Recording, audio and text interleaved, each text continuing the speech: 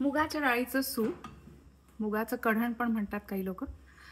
1 चमचा तूप टाकलेला आहे, टीस्पून. लो कॅल बनवते म्हणून कमी तूप टाकलेलं आहे. तूप गरम झालं की त्याच्यामध्ये वी विल पुट जिरा. इथे मुगाची डाळ शिजून घेतलेली आहे कुकरमध्ये.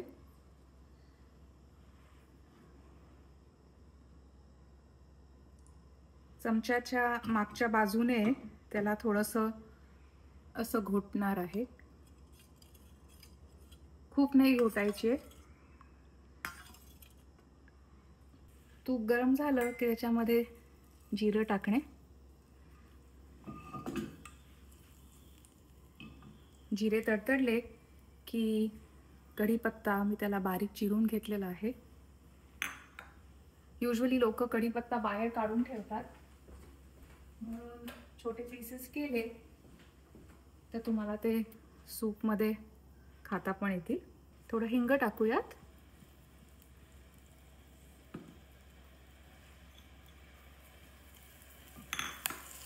कढीपत्ता,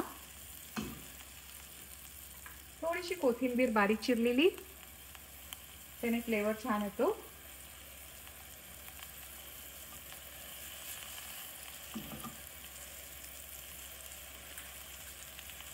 किंचित हळद ही माझ्या डाळीवरच टाकणार आहे मी, म्हणजे हळद जळणार नाही फोडणीत टाकल्यावरती.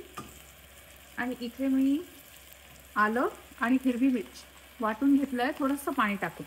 ह्याचा रस आपण सूपमध्ये टाकणार आहोत, म्हणजे जेव्हा सूप पिऊ तेव्हा ते तोंडात येणार नाही.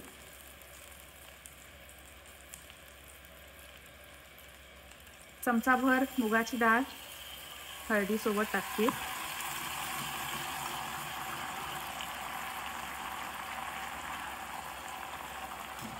आणि मग हे आलं आणि हिरव्या मिरचीचं वाटण.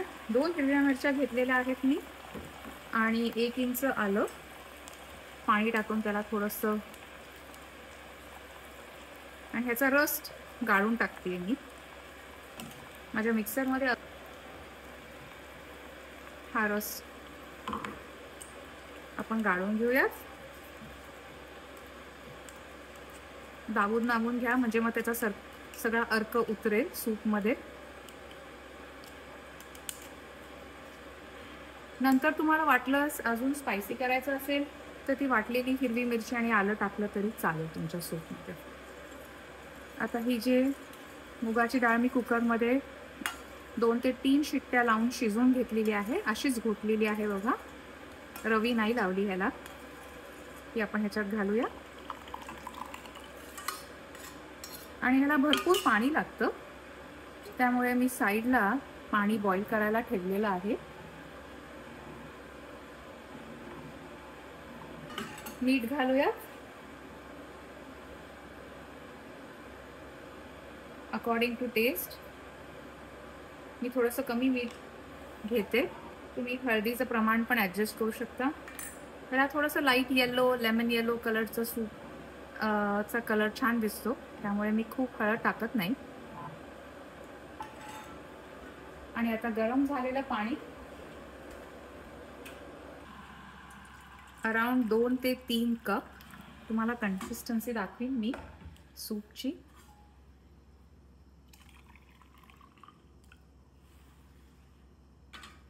छान पातळ राहिली पाहिजे. ज्यांना लिंबू आवडतं त्यांनी वरतून लिंबू टाकून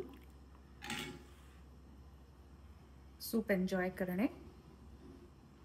त्याला बॉईल येईल. आता तुम्हाला दिसेल की आता सूपला छान उकळी आलेली आहे. मी थोडंसं टेस्ट करून बघणार आहे की हा जो जे वाटण आपण स्क्वीज करून त्याचा ज्यूस टाकला होता ते बाजूला ठेवलं होतं. ह्याच्यात थोडं अजून पाणी घातलंय मी, आणि आय जस्ट पोर लिटल बिट. आणि एकदा परत चमच्याच्या मागच्या बाजूने त्याला थोडंसं दाबून घेईन, म्हणजे त्याचा अर्क अजून छान उतरेल सूपमध्ये. एक उकळी आली की मग बोलमध्ये सर्व करता येईल. उकळी छान आलेली आहे. आता सर्व करूया.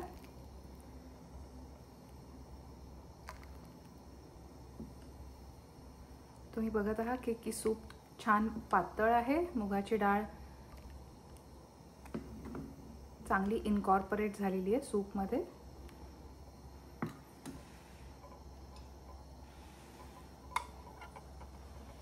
मुगाचे कढण किंवा मुगाचे सूप तयार आहे. Hope you like it.